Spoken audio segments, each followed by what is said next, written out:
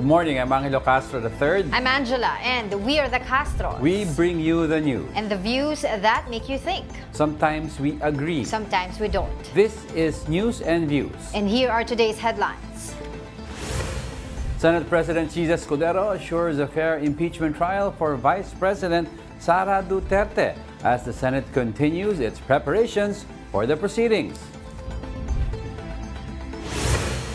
Former presidential spokesperson Harry Roque is now a fugitive as court issues an arrest warrant against him. COMELEC wraps up the canvassing of votes in what it claims to be the fastest in the country's polling history. The Court of Appeals reverses former Senator Laila De Lima's acquittal in one of her drug cases.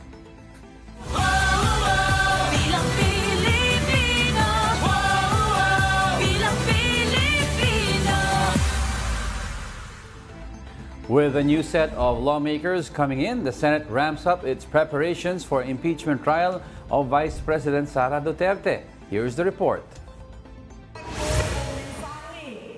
Preparations for the impeachment trial of Vice President Sara Duterte are in full swing. Maroon robes to be worn by senators sitting as judges have been selected, though measurements for new members still need to be taken. Room assignments for the prosecution, defense, and VP Sara's team are already in place. Mas mataas ang level ng kahandaan ng Senado. Pati yung invitations, yung ID, yung security preparations, yung holding areas ng prosecution at defense panel, nakahanda na rin.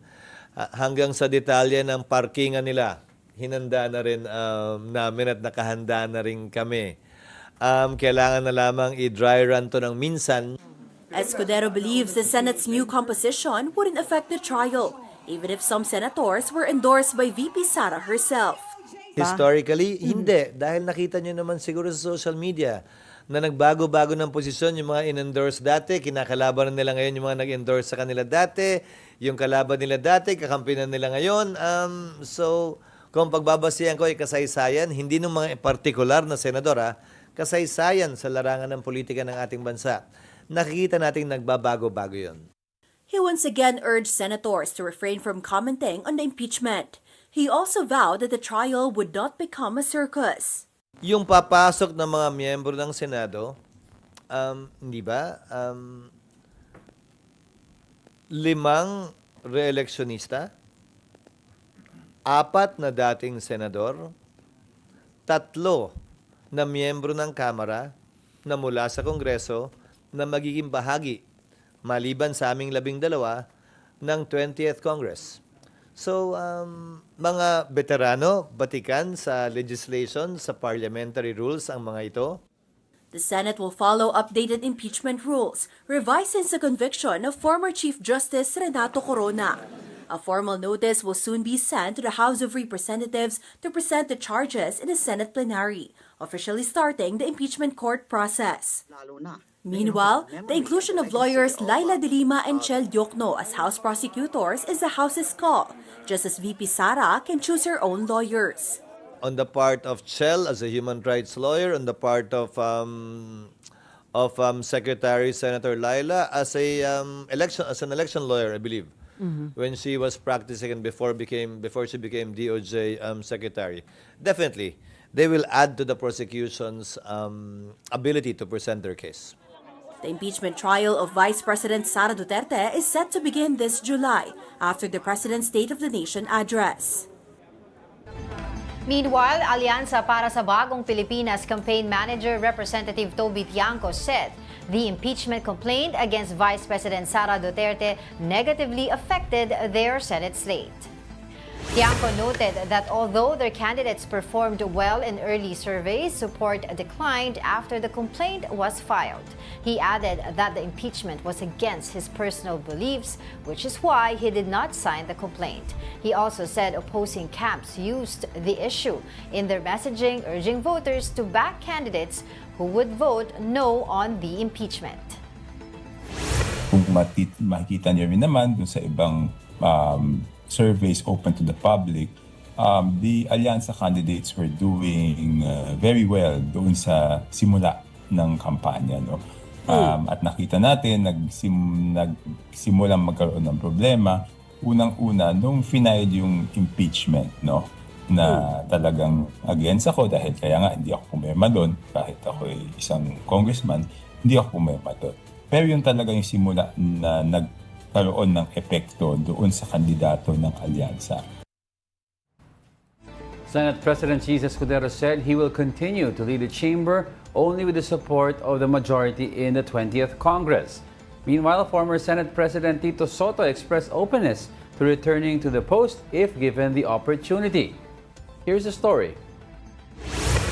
The official list of senators who will replace the 12 graduating ones have yet to be announced, but there's already talk of a change in Senate leadership. According to upper chamber rules, the Senate President may continue in office while his term is in force. This will only change if someone presents a majority vote when the Senate session resumes. For now, Francis Escudero is still Senate President. Katatapos lang ng eleksyon at bangayan at ingay, sisimulan niyo na naman agad. Sino man sa amin, kabilang si Senator Soto, ang may bilang, hindi niya dapat talikuran yung responsibilidad at yung hamon na yon na binibigay na kumpiyansa ng mayoriya ng mga senador sa taong yon. Former Senate President Tito Soto himself earlier said that if 13 senators will push for his return to the post, he will accept it. But until that happens, Escudero says he wants to focus on the pending legislations.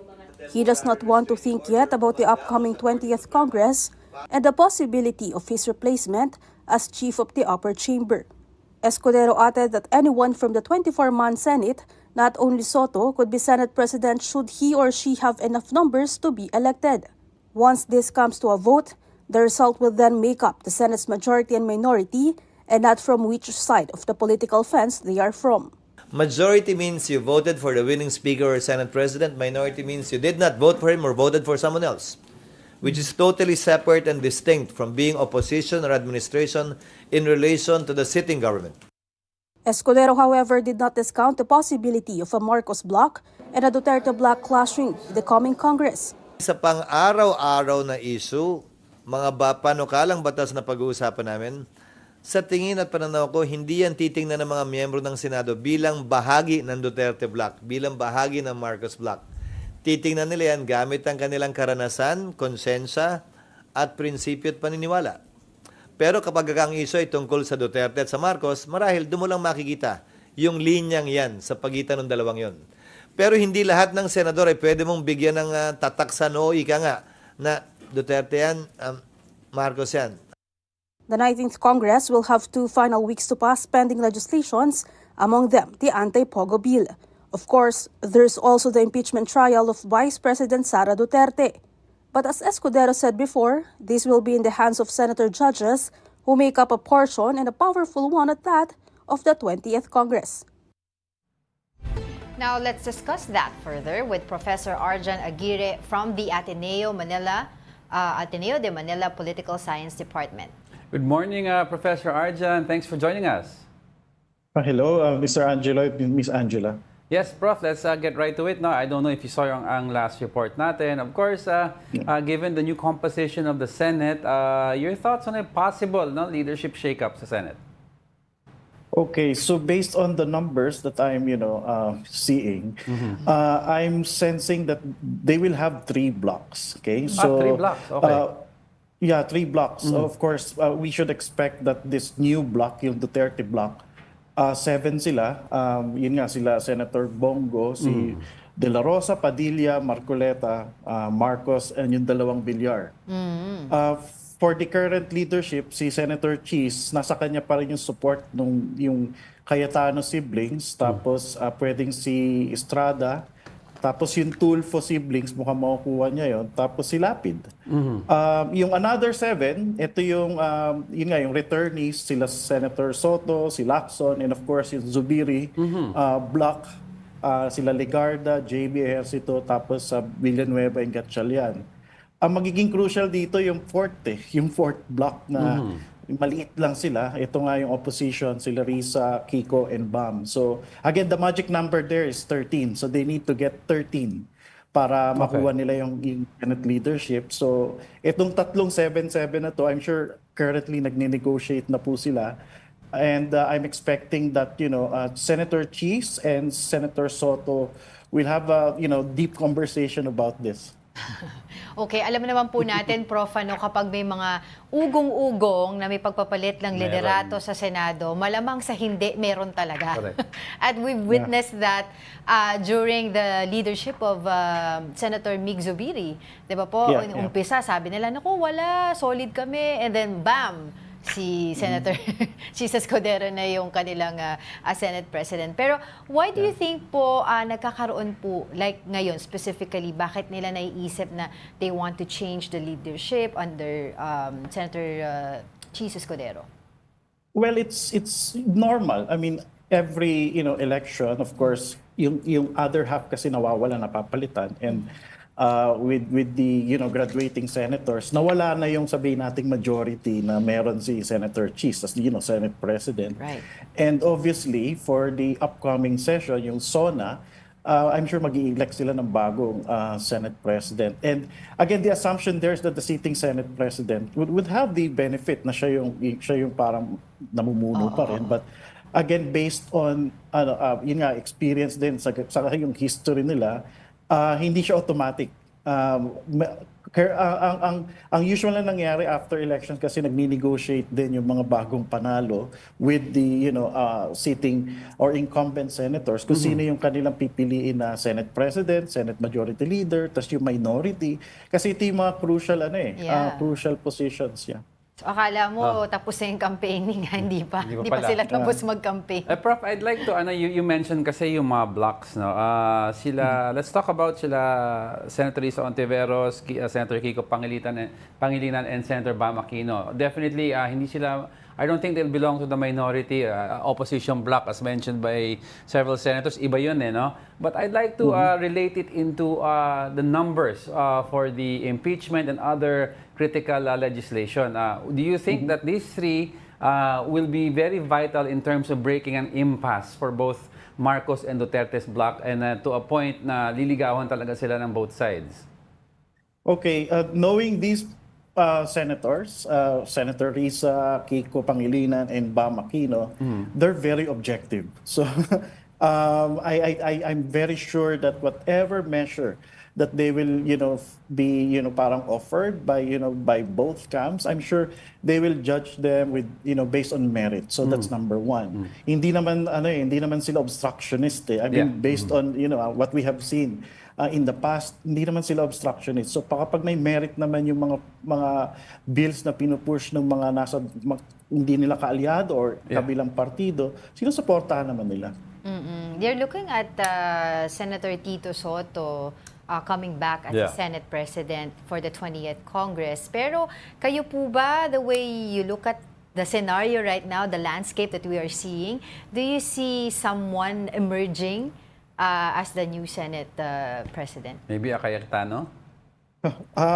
Again, I'm basing my view or sabi nating assumption from history or sabi natin experience din na nakita natin this past years. Again, Senator Soto and Senator Cheese are considered to be mga senior senators who can, sabi nating rally their colleagues.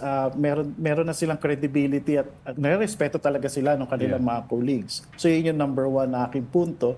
Now, posible rin kasi na may mag-emerge. Like, may mga challengers before, di ba? Kay Senator Zubiri, like, sila Jinggoy Estrada, tas si Senator Villar din, di ba? Nagcha-challenge. So, posible yun. Pero again, ang point kasi dito is, can you really, mobilize? Can you really court enough now? Or can you muster enough, support from your colleagues? So, kailangan friendly ka eh. Kailangan, alam mo yun, collegial yung personality. And sa ngayon, ang mga nakikita kong candidate, yun nga, Senator Soto, Senator Cheese, tapos pwede rin si Senator Zubiri. So, yung tatlong na-mention mong si Zubiri, Senator Soto, Senator Cheese, no? How important are they to an possible ang word ko, upcoming impeachment trial? Kasi di pa tayo sure dyan. Yeah.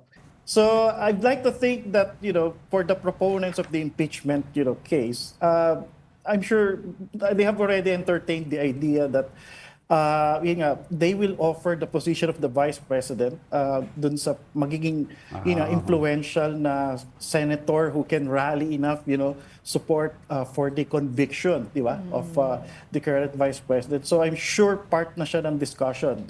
You offer yan, yung position ng vice presidency. So pwedeng yung mga influential figures na ito, pwedeng sila yung ma-appoint ng presidente na maging vice president. Tapos yung magiging kapalit nila, sila yung upong Senate president. So yun yung parang yun yung parang nakikita kong part ng negotiation siguro. So ang daming concessions, ano? Kumbaga parang the way you see it, anything is possible. Pero Prof, na-mention na kanina ni Diego yung tungkol sa impeachment trial. I want to go that to where this conversation is going. Do you see a clear coalition forming that could possibly impact talaga yung impeachment trial?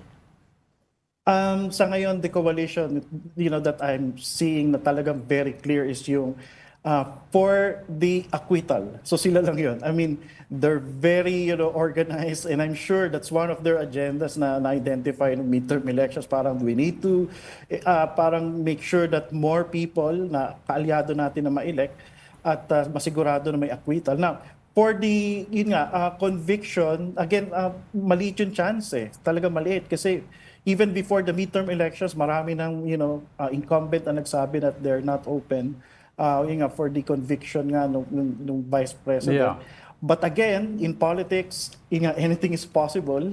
Depende po kasi yan sa magiging performance ng prosecution panel. That's why I'm very parang excited, yun yung term, to see yung dalawang main sabi nating opponent ng mga Duterte, si Shell Jokno saka si Congresswoman Laila De Lima na magiging part ng impeachment panel. Okay, very critical daw yung nila is if they can openly show, especially the trial will be aired on public, so mag-iingat mga senador. In relation to that, Prof, I'd like to ask you, 3 years from now is presidential elections, and let's face it, maiksi na lang yan.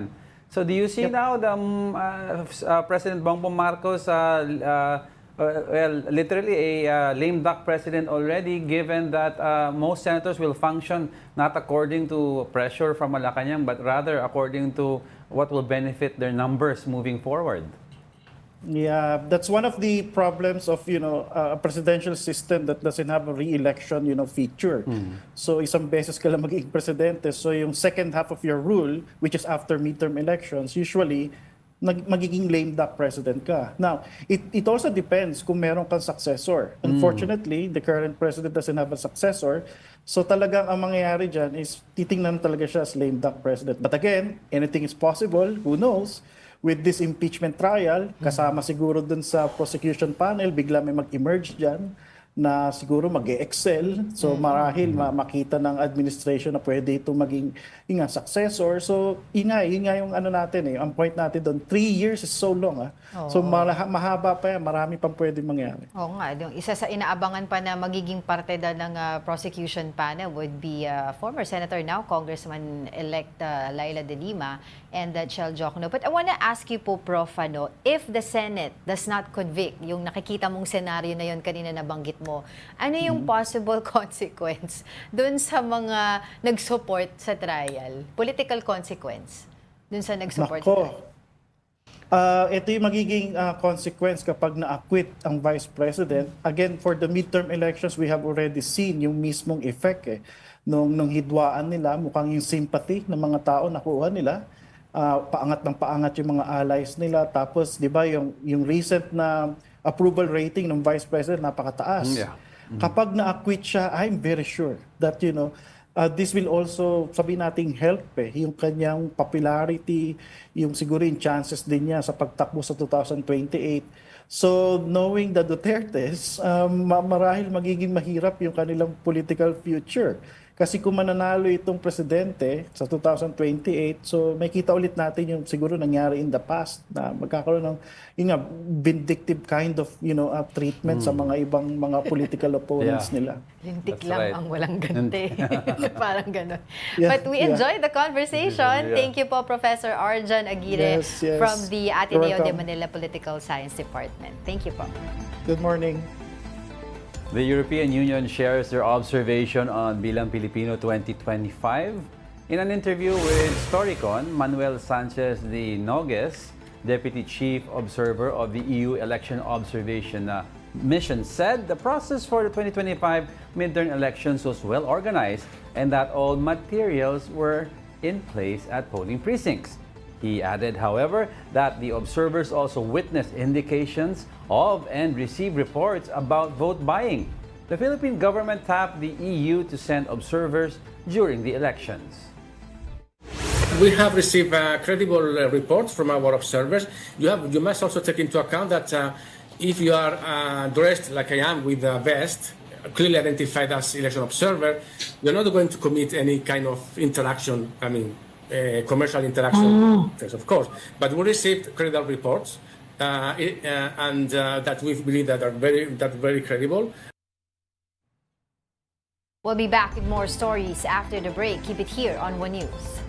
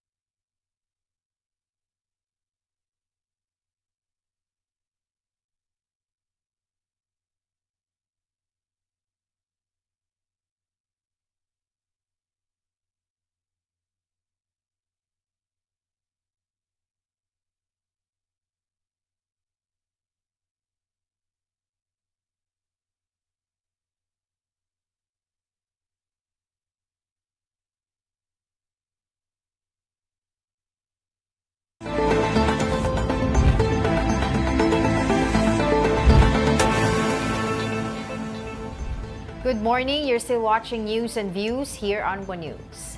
The COMELEC is now set to verify its canvass reports following the Bilang Pilipino 2025. Let's get the latest from mobile journalist Merimon Reyes, reporting live from the Manila Hotel. Merimon.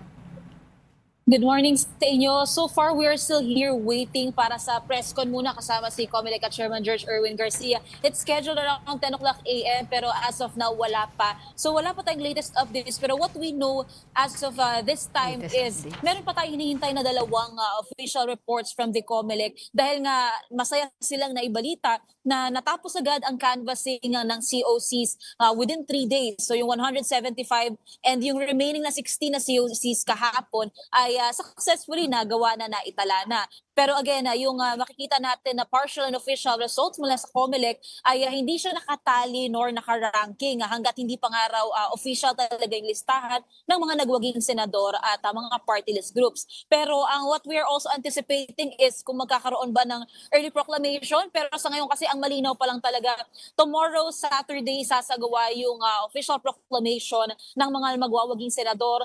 And pagdating naman sa party list groups, humingi ng palugit na isang araw ang COMELEC. So more more likely by Monday naman isasagawa ang proclamation for the party list groups. Balik sa inyo.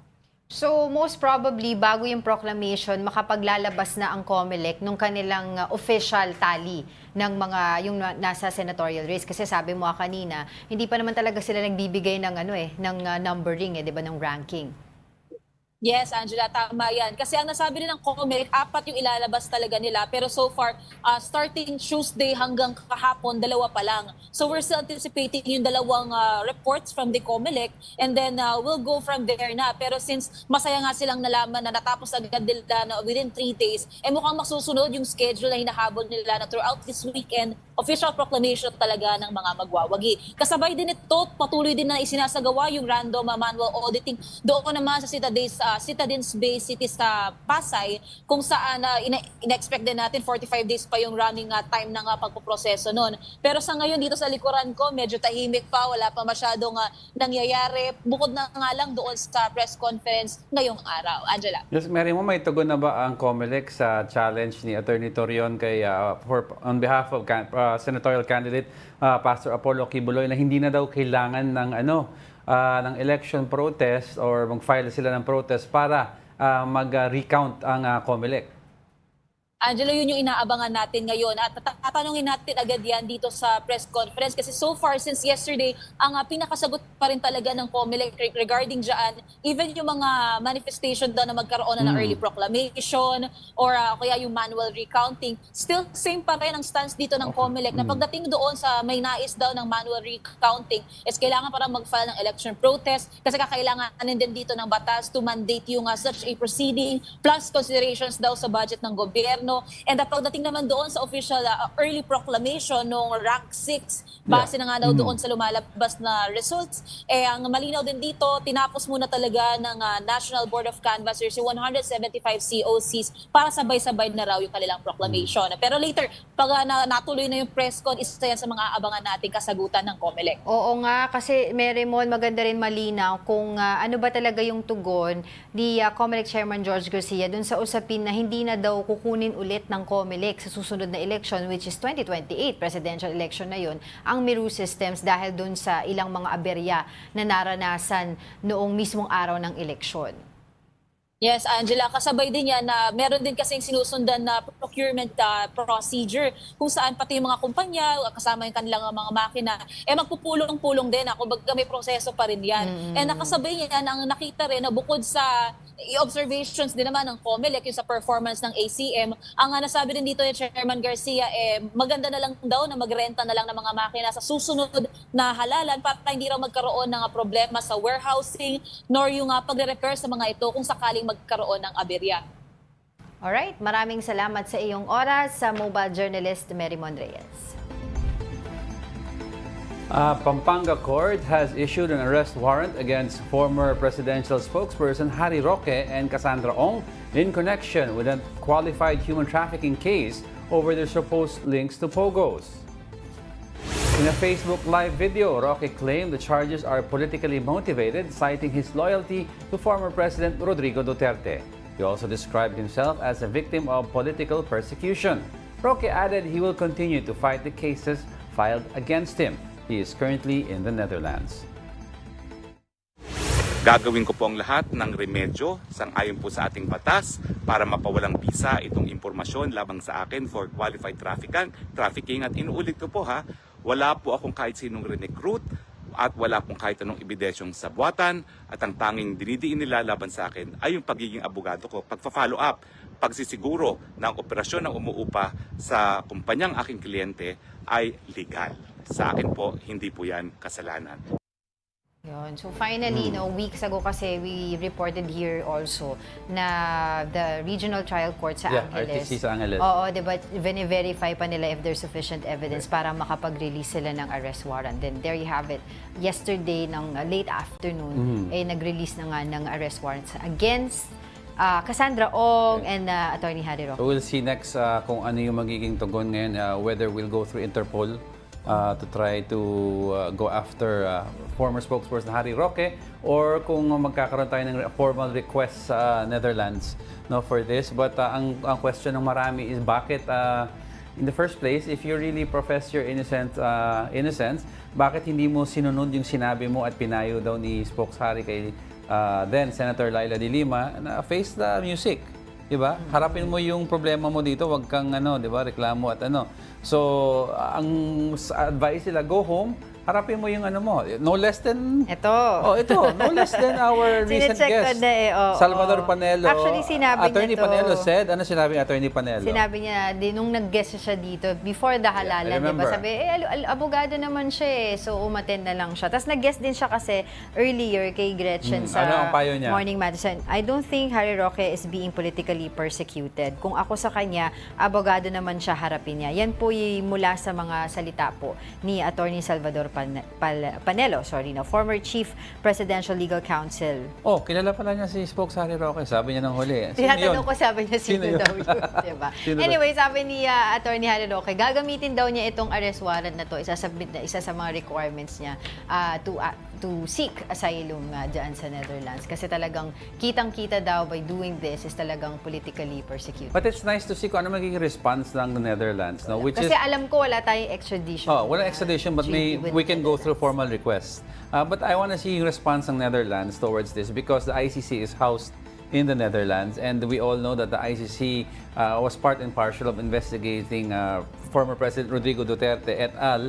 And most of the people in his government nakasama si Spokeshari Roque. So, di ba, knowing that yung association niya with former President Duterte, ipepresenta pa niya yung actual arrest warrant. So, whether they will accept it as a proof of persecution or they will say, well, meron ka palang kaso So, we'll take you back to the Philippines, face it first before we give you asylum. Tingnan So, let's see. It could work both ways. Yan ang sinasabi ng ibang mga lawyers that were sharing their insights about the issue.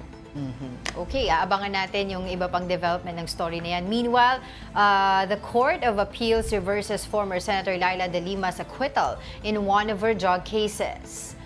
The CA's 8th Division nullified the decision of Muntinlupa Regional Trial Court Branch 204. The appellate court said the Muntinlupa RTC based its decision only on former Bureau of Corrections Officer Rafael Ragos's withdrawal of testimony. The CA noted that they failed to point out which particular testimonies Ragos withdrew and which elements of the case were not proven. Recall that De Lima faced 3 cases over her alleged involvement in illegal drug trade at the New Bilibid prison when she was Justice Secretary. Nevertheless, De Lima's legal team said they are ready to challenge the reversal. Rest assured po na hindi po ito final and executory kasi po pwede pa po namin kami mag-file ng motion for reconsideration kung totoo or appeal sa Supreme Court. So ang ibig sabihin po, dahil hindi pa po final and executory ang reversal, hindi pwedeng makulong si Senator Laila de Lima. Tiniis niya nga ang 7 taon na mag-antay para sa tamang proseso at naniniwala siya ultimately lahat naman ito ay mababasura kasi ito naman ay mga basurang kaso talaga. Ayun. Nakita ko nga dun sa natin sa Philippine Star. There were several nakalagay De Lima's dilemma. Dilemma. Dilemma. But there are several interpretations to that. Yung isa yung sinabi mo sa akin kahapon, di ba? Ano nga yun na it is not really on the actual case of Senator Laila de Lima, but yung how the judge parang wrote it. sinasabi nila kasi, di ba, parang the CA based it daw dun sa void judgment. Parang in essence, pinapagpaliwanag kung parang Yung judge. kung ano yung ibig sabihin ng judgment niya, parang pinapa-rewrite sa kanya. I don't know the term kung ano ba yung pinakapaliwanag, kung ano yung basehan ng pagkaka-acquit kay former Senator Laila de Lima. Oo, kasi ang nakalagay ata Kasi- is yung single recantation. I don't know which branch was this kasi Senator Laila de Lima had several Muntinlupa. cases. Muntinlupa Sa branch. Muntinlupa, Okay, sa ito, Muntinlupa. oo. So, ang pinakatanong dito, makukulong ba siya ulit? Hindi naman daw muna Final and executory ba to? Sabi nung kanyang abogado, relax lang kayo dyan. May Supreme Court pa. Hindi makukulong itong si Senator Laila de Lima. And we also ask kung halimbawa iniisip din natin ano ba yung timing nito, yung timing ng decision na to, na pagkakalabas ng decision na to. Sabi nila, after magpahayag si Senator Laila de Lima na pumayag siya, tinawagan siya ni House Speaker Martin Romualdez, tinawagan daw siya at pumayag siya na maging parte ng prosecution panel ng pero impeachment April trial. 30 pa to eh. Pero yun nga, I was gonna say, when I read the article about it, it says the decision was made April 30. 30. Ngayon lang Pero it na-release. was just published or released kahapon. Kaya pero still, sabi nga nila, tinitignan pa rin yung timing kung ito ba ay political decision or what. And hindi naman pwede daw ibalik sa trial kasi hindi naman tayo abogado na, no? Pero sinasabi nila, double jeopardy na yung pinag-uusapan dito kasi nagkaroon na ng desisyon mula sa Supreme Court. So, ang daming yung base interpretation dun sa interview kay Attorney De Leon, yung kanyang spokesperson, yung kanyang legal team, isa sa kanyang legal team, yun nga, hindi, kumbaga parang it doesn't say dun sa decision na parang it wasn't the fault of the defense. Parang gano'n, parang if ever, ibabalik lang to ulit doon sa RTC judge nila, which is si Judge Alcantara.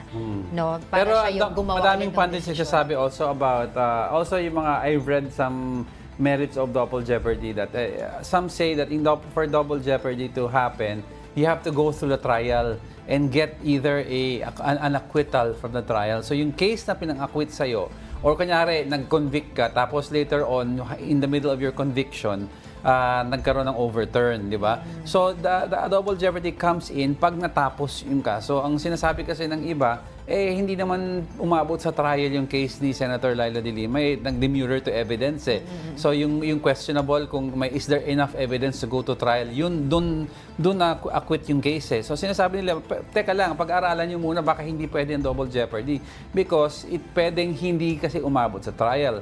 Sabi naman ng iba, tulad ng sinabi mo, teka lang, it's not saying na walang merit yung acquittal. Sinasabi lang, yung pagkasulat, may kulang sa substance, i-rewrite ng judge. Oh, yun. So we'll wait for an actual So parang ang explanation. dyan is pinapaayos lamang ng CA ang pagkakasulat ng desisyon.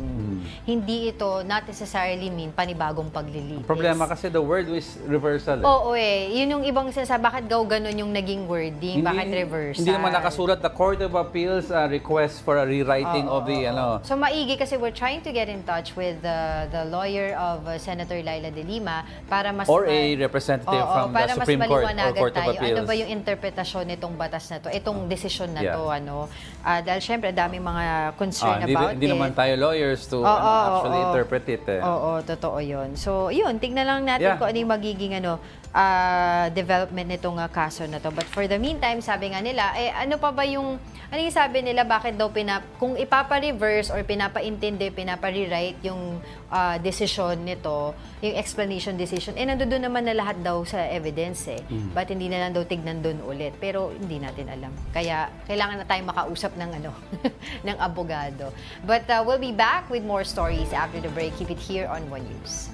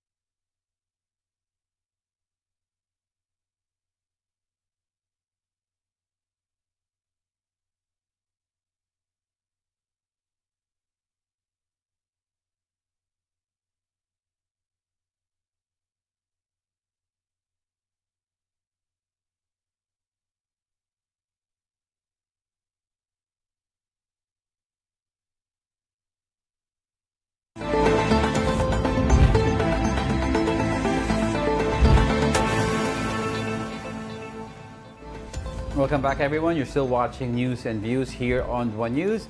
And of course, I guess you see what's on our table. Since it's a Friday, we are joined by Buddha's Belly. Thank you, Marjorie Tan, and happy birthday. Of course, happy birthday pala, Marge. Thanks. Ito pala yung mga favorite natin, yung hakaw, yung dim sum, yung siomai. And we have braised beef and ano to? Hindi ko. Pork din. Pork, parang pork spare ribs or something yun. As usual, our Friday fare from Buddha's Belly. Thank you. Thank you. All right. Moving on to another topic, Miss Possibilities is the first pageant in the Philippines for girls and women with special needs. It's all about inclusion, confidence, and celebrating uniqueness. Today, we'll learn more about this inspiring event and the stories behind it with Karina de la Cruz, a parent volunteer for Miss Possibilities Foundation. Good morning po. Thanks for joining us today. Good morning. Morning, Karina. Thank you for joining us. All right, let's get right to it. No? Ano po yung inspiration behind, of course, the creation of Miss Possibilities? Okay. So Miss Possibilities is a fundraising program by the Miss Possibilities Foundation, which was founded by a group of volunteers, mainly composed of parents of children with disabilities. So it was born out of yung lack of support and wanting to be proactive about it, getting more information across about caring for children with disabilities. So one of the programs that they came up with, also owing it to one of the founders who is a beauty titleist holder. So they came up with the first beauty pageant in Asia, for people or women with disabilities. And really it's to celebrate their uniqueness. They might have different needs, they might have conditions, but they have unique abilities and they can contribute to the society. So this is the avenue where we actually celebrate that uniqueness of these people. Right. So, what criteria po kaya yung mga hinahanap po natin sa participants? Of course, they belong in the PWD community, but other than that po, ano pa po ba yung mga ginagawa nila in the pageant? Actually, yung sa pageant, it's really run like a beauty pageant with a talent portion, a question and answer. They get to showcase their talents, but the main difference, the unique part about the pageant is that they don't compete with each other. So everybody ends up as a winner. Yun. Everybody gets to receive a specific award, highlighting kasi we before the pageant, so there's a deliberation. What specific qualities does this person show? And like if it's friendliness, if it's being talented and all of that, so they get a specific award and really just to elevate their level of their confidence and to feel that they are included and valued as well in the society, not just set aside or cast aside because they are different. Yeah, I remember we also volunteered sa isa sa mga a few of the pageants. Since 2017. 2017. Baka you want to share with the public also what happens aside from the pageant. Of course, there's another activity. I think it's yung fashion walk or what do you call that? Yeah, You can talk about that. So Go ahead. Our advocacy is really, inclusion, acceptance of people with who are differently abled or have special needs. So part of what we do also during the program is an inclusion, we call it an inclusion fashion show, where young boys and girls with disabilities are partnered up with a celebrity who have also volunteered their time for this cause. And really, just to showcase their beauty. Yun, na pwede rin silang rumampa, pwede din silang makipagsabayan, with neurotypical people. But you guys have been doing this for quite ilang years na ba Yeah. for several years already. How do you see Miss Possibilities growing in the future? And kasi nakikita ko po every year parami yung participants. Palaki. Every year, parami yung volunteers, di ba? Not just in front of the camera or in front of the runway, but also behind the scenes, yung mga organizers. Well, it's a small foundation. We Yeah. all have our day jobs, no? Meron kami, and part of that main job is really to take care of our children. Yes. Neurotypical and those with disabilities. So that in itself, medyo matrabaho talaga siya. But we want to be able to do more, to be able to touch the community on a deeper level. But at this point, really, we're still, finding our way. But yung deeper support, I guess, yung more lasting support for people that actually needed, the communities that actually needed. Kasi yung level of information pa lang, parang kulang na kulang. What to do, di ba? Yung early intervention, what to do, hindi masyadong, hindi pa ganun katanggap o hindi pa ganun kaalam across the community. So yun yung gusto namin, na-envision namin na if we are able to put more structure in place, or we're able to get more resources to for the foundation, then we can do more and reach out more. Yun, and go ahead. Yeah, sorry. I was wondering kasi as an advocate for the rights of persons with disabilities, I'd always say na we see the person, not the disabilities. But here in Miss Possibilities po, ano po ba yung message that we want the public, di ba, to take away from this event na ginagawa po ninyo? Well, all people are unique. We all have unique talents. Even if we're born with certain conditions that are limiting, we all have gifts that we can share. But for people that have disabilities, it will take kindness and support from the people around them, diba? To be able to unleash those gifts, those talents. So, yun ang parang message namin that let's give them opportunities as well. But we need the support and the acceptance of the community around them. Na sana let's be kinder, let's be more compassionate, let's give them more time because these people take a longer time to achieve certain milestones. Pero if we give them opportunities, if we treat them with kindness, then kaya, because actually many of the pageant participants have studied in some way. They have small businesses, some of them are even working.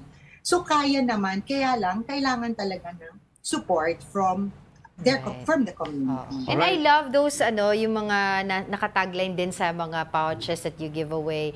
Yung, beauty knows no boundaries. No? Correct, yes. So beautiful. Yes. Let's talk about Beautiful the actual message. pageant, which is on Saturday. Baka you'd like to talk about that. And if is it open to the public if people want to watch? Yes. So the pageant, the Miss Possibilities event is already happening on Saturday, this Saturday at 2:30 p.m. at the Henry Lee Irwin Theater in Ateneo de Manila University. It is actually open to the public. In fact, we have been going the rounds of different media resources to be able to promote it. And while we have gotten people that have sponsored different things in kind, like gifts to the participants. But what we also hope to do is to fill up the place so that there will be more people cheering these people, cheering the participants. So it's open to the public. Yes, they can support and buy tickets. Please do so. They can contact us at our Facebook and Instagram page, Miss Possibilities Foundation. Or they can there will also be ticket sales during the day itself tomorrow. And for people who are interested, especially among educators, therapists, they can come in for free. Ayun. With that, good luck po with the event and hope to see you guys there. Maraming salamat po, Miss Karina de la Cruz. Thank you so much. And thank you so much for always supporting Miss Possibilities. Course. We really value your support. Thank you po. Yan, good luck sa kanilang pageant Yes, tomorrow. tomorrow, Miss tomorrow. Possibilities. Oo. Okay, unique matcha offerings prevent a safe space cafe from shutting down. And up to this point, they continue to improve their recipes. Mobile Journal Is Abelio with the details.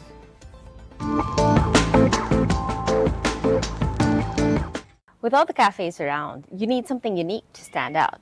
But there are times when you can't predict where social media can take you. When co-founders Alex and CJ opened Oh Hey There, the original plan was for it to be a self-portrait studio with the cafe being an add-on feature. However, in less than a year, the interest in self-portrait studios declined quick, affecting their business and forcing them to make a difficult decision. 2 weeks before namin i-celebrate yung anniversary namin, parang inisip namin na why not just put a stop on it. Kasi honestly, to spend every day here with no customers, it's really depressing. As a final effort, they pushed through with their scheduled pop-up event and decided to bring their matcha, since they believed it was their most unique product, and they were surprised by the crowd's reaction. Everyone suddenly loved it. Tapos, from then on, our lives changed already. Their cafe went viral, along with their banana pudding matcha, giving their studio cafe another chance to survive. Talagang nag-hop on na lang kami, nag-take na lang kami ng another risk. They poured their energy into improving their matcha recipes and spending extra time on R&D to ensure that they provide customers with high-quality matcha. As in, puyatan talaga. Talagang araw-araw nandito kami just to improve the recipes. Come their anniversary, they launched their improved recipes, including a new item, the strawberry pudding matcha, which they proudly say is uniquely theirs. Nung nilaunch namin siya nung anniversary namin, sobrang nag-take off na yung business. And thankfully, everyday may tao na. Right now, it's one of our best sellers. It was actually our saving grace. Apart from their drinks, Oh Hey There prides themselves of being a safe space. They recently received their Safe Space Seal certification, and they put high value in the community they've built through their cafe. I'm just grateful for the community that's behind us, Oh Hey There, because if not for them, we wouldn't be here. Sometimes the best ideas come from listening, adjusting, and showing up. And for Oh Hey There, that made all the difference. They not only saved their cafe, but they saved their safe space as well. Mobile journalist Isa Abelio, we are One News. With that, happy weekend to everyone. Well, we're done with elections. Nakapahinga na. We're done with the conclave. So Elections. Thank you for all those who supported us through the coverage. And before I let you go, may sasabihin ka? Wala. I'd like to leave everyone with a quote. It isn't a calamity to die with dreams unfulfilled, but it is a calamity not to dream. And that wraps up today's episode of News and Views. Join us again on Monday. I'm Angela Lagunsad Castro. And I'm Angelo Castro III. We are One News. All sides, all the time.